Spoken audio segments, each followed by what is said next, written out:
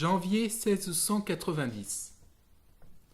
Depuis décembre, une bise du nord souffle sans discontinuer sur l'Angleterre.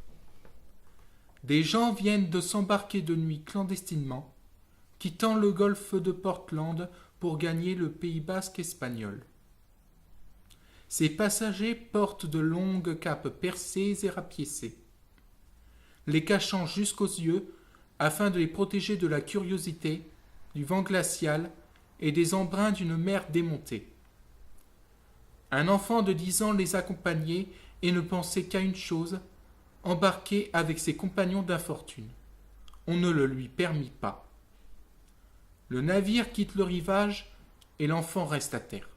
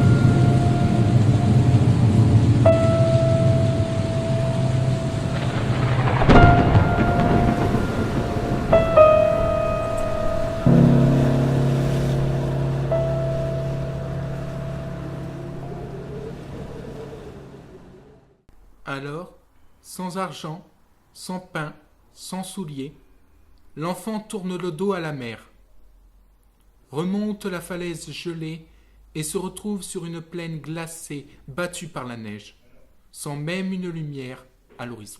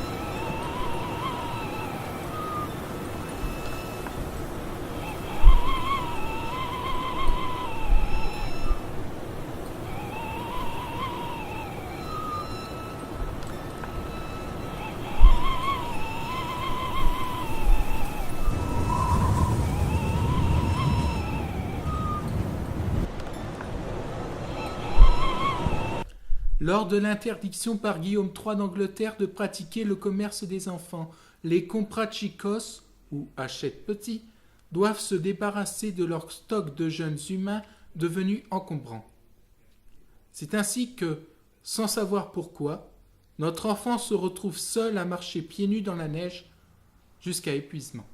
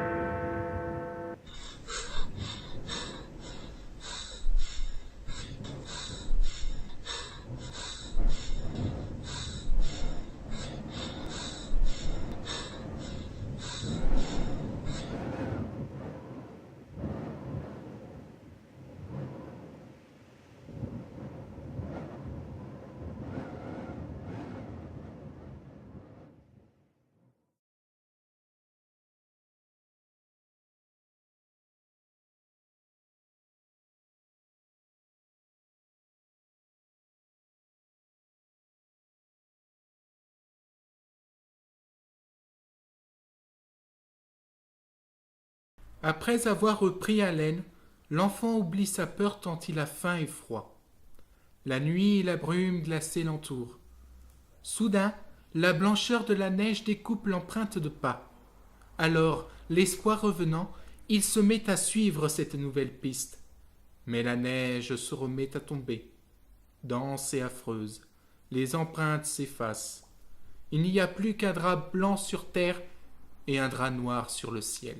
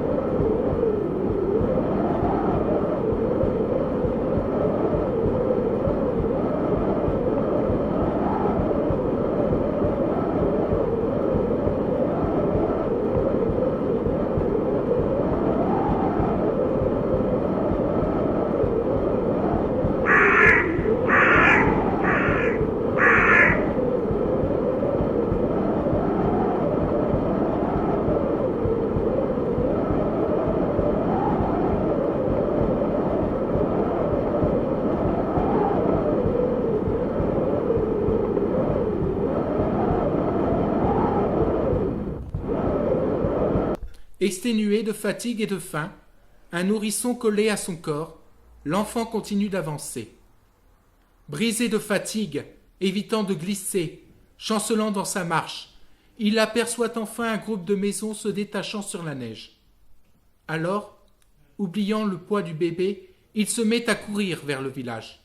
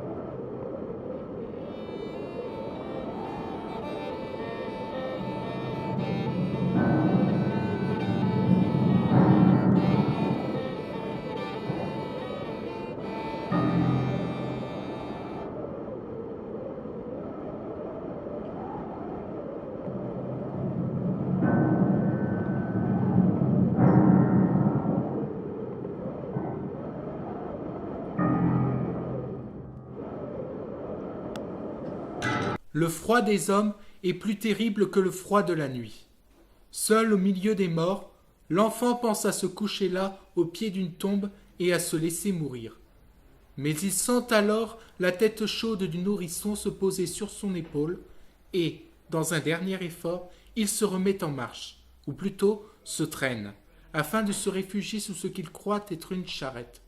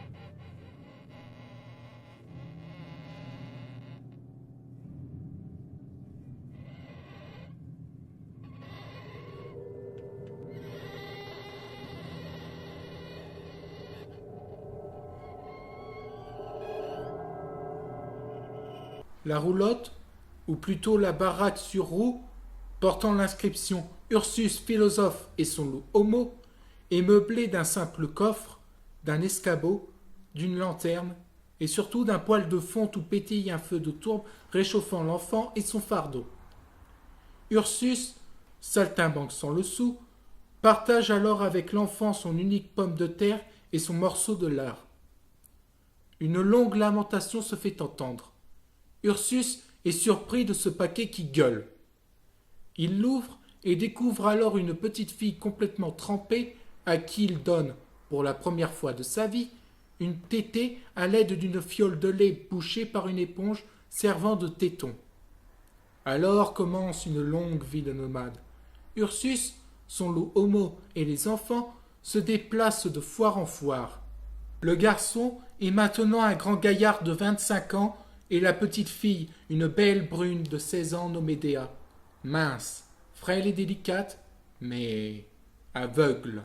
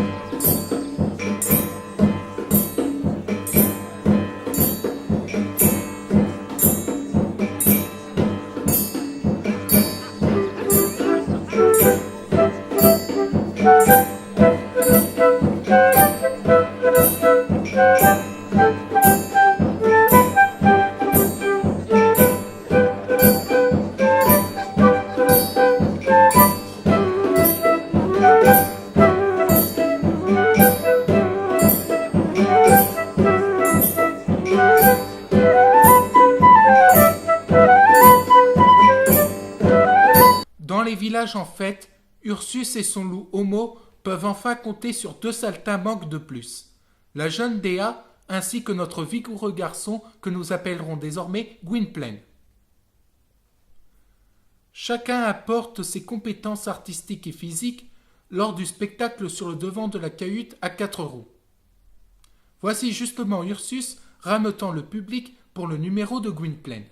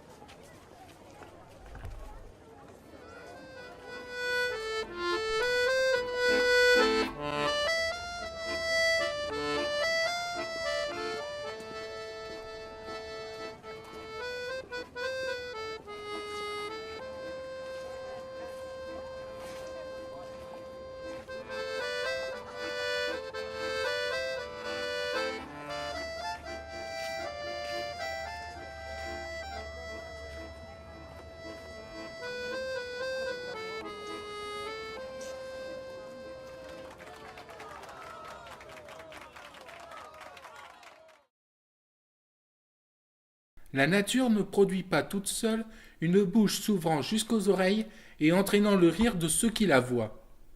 Un pareil visage ne peut être que l'œuvre chirurgicale d'un habile manieur d'enfant. D'année en année, de ville en ville, les 4 saltimbanques gagnent en réputation. Les curieux viennent voir Gwynplaine l'homme qui rit, et les gros sous ainsi que les shillings tombent dans l'escarcelle d'Ursus. C'est maintenant dans un véritable théâtre ambulant que se produisent Homo, le compagnon loup d'Ursus, Gwynplaine qualifié d'homme horrible et Dea la beauté aveugle. Ils sont actuellement installés dans la cour de l'auberge de maître Nicless à Londres. Un balcon jusque-là inoccupé est réservé à la noblesse, sauf qu'un jour...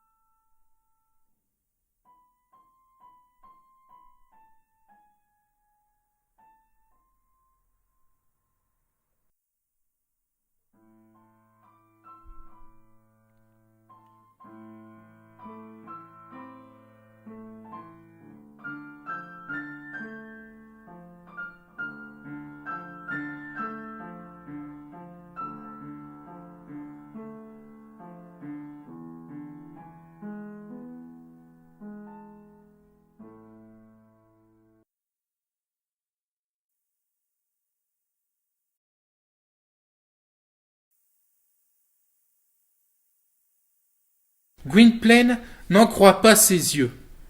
Il lit et relit le billet de cette noble dame. Tu es horrible, et je suis belle. Tu es simple comédien, et je suis duchesse. Je suis la première, et tu es le dernier. Je veux de toi. Je t'aime. Viens. Sois demain soir à l'entrée du pont de Londres. Mon page te conduira à moi. Voilà que Gwynplaine est désiré, choisi par une riche et noble femme qui lui dit « Je t'aime ». Il se sent alors transporté de bonheur. Il est aimé d'une noble personne qui l'a vu et connaît son triste visage. Mais le soir même, à l'apparition de l'innocente Dea, il reprend ses esprits et brûle le billet de la duchesse. La soirée se continuera par un babil de nos deux amoureux, sous l'œil réjoui d'Ursus et de son fidèle loup Homo.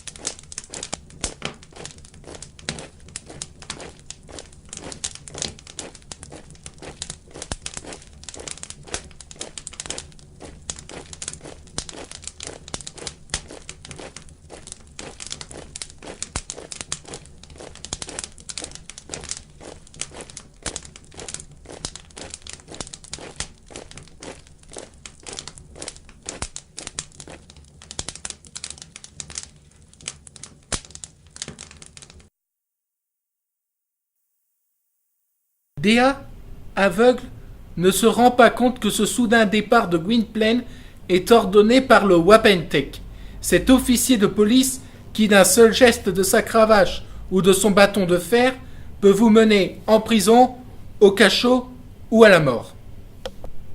Ursus ne dit surtout rien à Dea. Après tout, Gwynplaine pouvait être cité à comparaître pour une simple infraction sans gravité. Or, cela ne semble pas du tout être le cas. Le jeune homme et son escorte se rendent dans une ruelle désertique bordée d'une muraille surplombée de créneaux et percée de soupiraux défendus par de grosses grilles.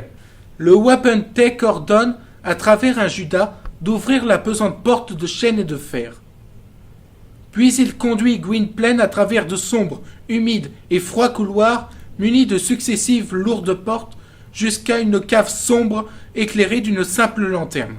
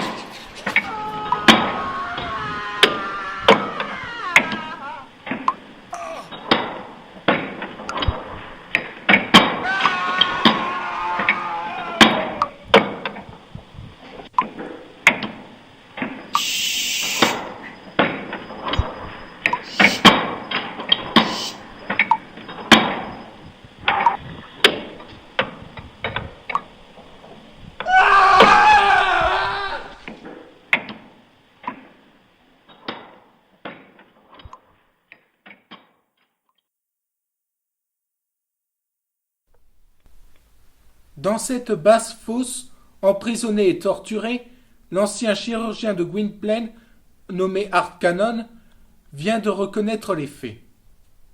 C'est lui qui, par ordre de feu Jacques II, ancien roi d'Angleterre, a mutilé et défiguré le visage de l'enfant, alors âgé de 2 ans, afin de lui donner un rire éternel. Cet enfant n'est autre que Lord Fermain Clancharlie, marquis de Corleone et père d'Angleterre. Barkilphedro, officier de l'amirauté sans scrupules, profite de la révélation du supplicié pour se définir comme protecteur du nouveau lord, promis de par son titre à devenir l'époux de la duchesse Josiane, sœur de la reine. Le rusé Barkilphedro assiste maintenant au réveil de Gwynplaine. Barkilphedro commence alors l'éducation de notre jeune lord. Vous vous croyez du peuple, vous êtes de la seigneurie. Vous vous croyez au dernier rang, vous êtes au premier. Vous vous croyez pauvre, vous êtes opulent, milord.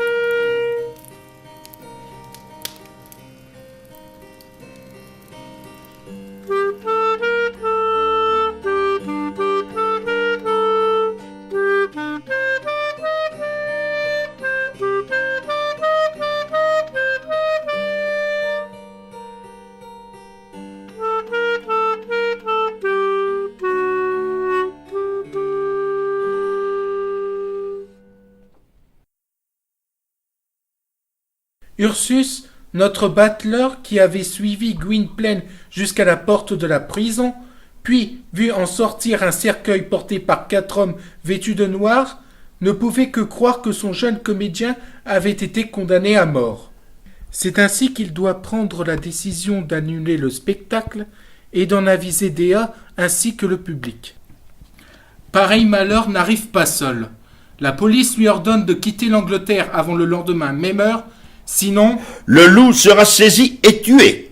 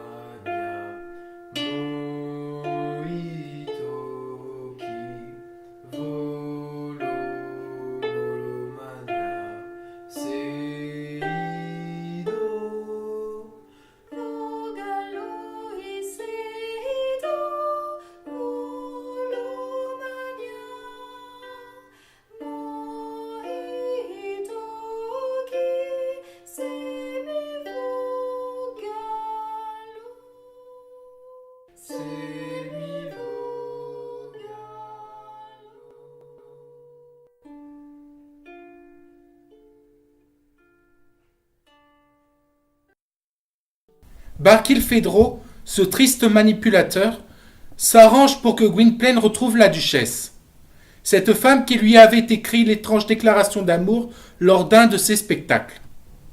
Elle m'a vu. Elle veut de moi. Tu es assez monstrueux et merveilleux pour être mon amant. Je t'aime non seulement parce que tu es difforme, mais aussi parce que tu as une noble taille et que tu es bien fait. Pour la duchesse, un amant humilié, bafoué, grotesque et hideux a une saveur extraordinaire.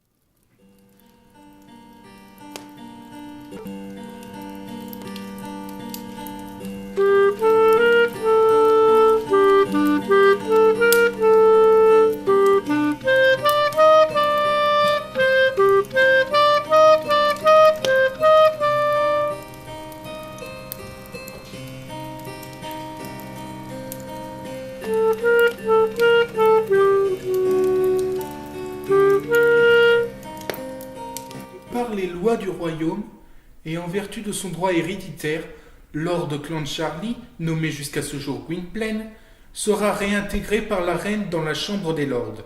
La duchesse, très fière de montrer un amant si spectaculaire à sa cour, invite notre jeune lord à se présenter devant une assemblée de nobles du royaume.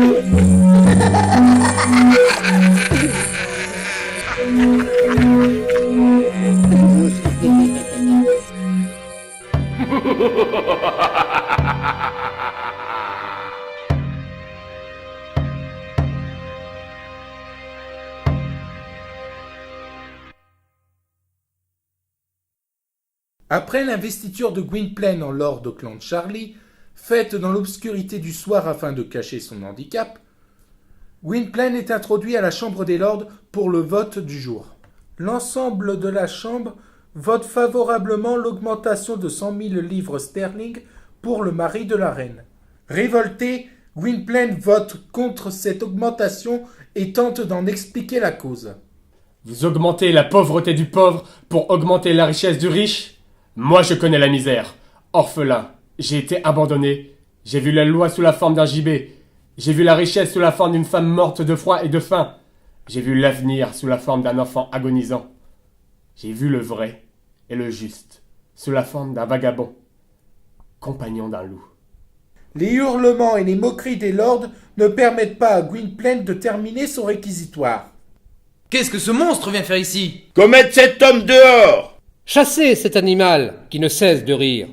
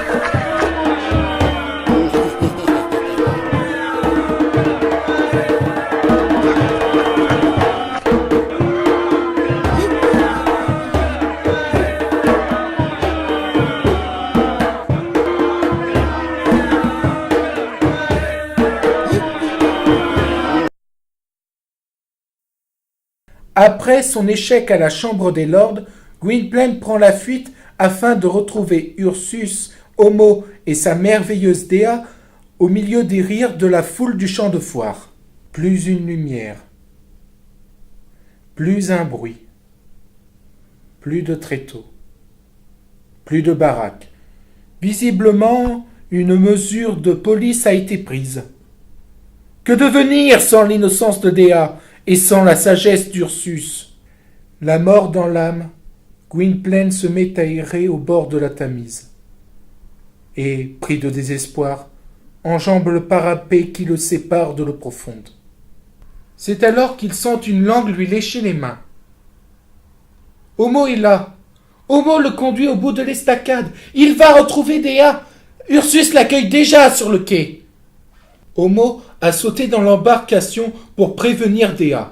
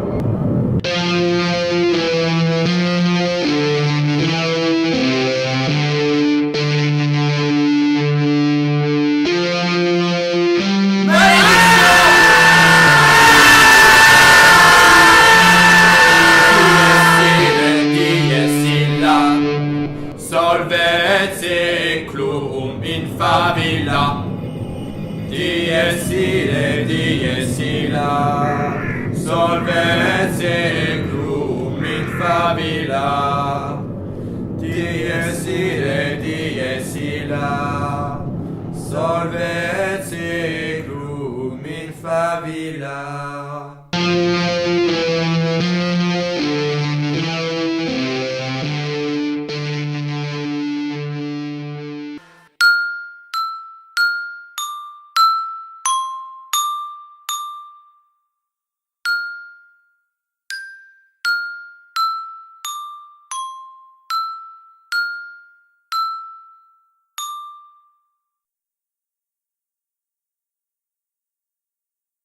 L'amour est plus fort que la vie riche, charnelle et immorale entrevue par Gwynplaine. Regardant le fleuve sans fond, il semble entendre la voix de son amour. Il murmure alors.